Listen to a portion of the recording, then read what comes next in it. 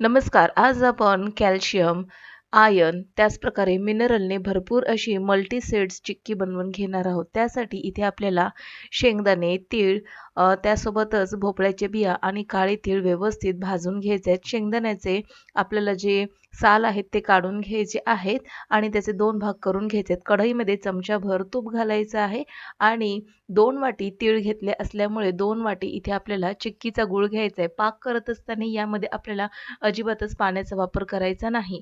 पाक तयार झाल्यानंतर 2 थेंब पाण्यामध्ये घालून मोडून बघायचे. पाक जर कडक झाला असेल तर चिक्कीचा पाक तयार झाला असं समजावं. या पाकामध्ये भाजून घेतलेले हे जे मल्टी सीड्स होते ते घालून घ्यायचे. आपल्या आवडीचे आणखीन मल्टी सीड्स तुम्ही इतर घालू शकता.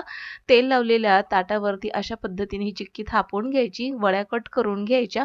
मस्त कुरकुरीत खुसखुशीत चिक्की काहीच मिनिटात तयार आहे. रेसिपी आवडल्यास लाईक, शेअर आणि सबस्क्राईब.